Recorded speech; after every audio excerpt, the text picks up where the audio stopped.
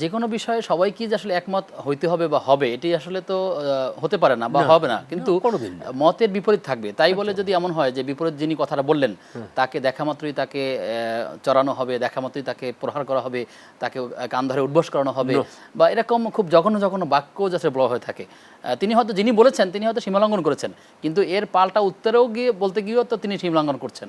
না, আমি ওই যে আমি আবুল ওয়ালিদের কথা নিয়ে আসলাম, এটাই দর্শক যদি লিখে রাখতে পারে, আবুল ওয়ালিদ মুশরিকের পক্ষে আর মোহাম্মদ সাল্লাল্লাহু আলাইহি সাল্লাম কত জি, দর্শক গালমন্দ। আছেন জি, আমাদের সাথে।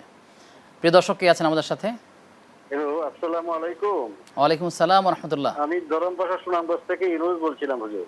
জি ইউনুস ভাই। আমার প্রশ্ন হলো যে হুজুর মানে সফরে থাকা অবস্থায় কসর করতে হবে, হ্যাঁ, কিন্তু যদি আপনার এই জামাতে নামাজ পড়ার সুযোগ থাকে সেক্ষেত্রে কি আমি কসর পড়বো না জামাতে পড়বো?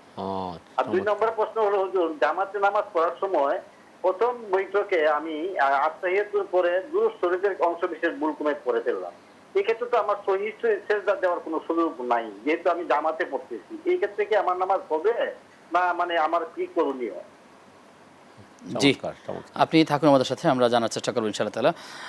মোহতারাম, আপনি যে আলোচনা ছিলেন যে আসলে কথাবার্তা বলার ক্ষেত্রে আদব, আমি খুব ছোট করে আপনার থেকে জানার চেষ্টা করি যে 3 দিনের বেশি কথা বন্ধ রাখলে লোকটি অমুসলিম হয়ে যায়, এমন কোনো বক্তব্য আছে কি, অমুসলিম বা ইসলাম থেকে বের হয়ে যায়? মানে কথাটা এইভাবে, মানে কোনো ব্যক্তি লা ইয়াহজুর আখাহু সালাসাতা আইয়াম, 3 দিনের অতিরিক্ত যেন কোনো ব্যক্তি তার ভাইয়ের সাথে কথা বন্ধ না খুব রাগাচ্ছে 3 দিন কথাবার্তা বলে নাই, কিন্তু মানে এটাই হলো রাসূলের সুন্নাত ছিল। 3 দিন পরে এখন কি করবে?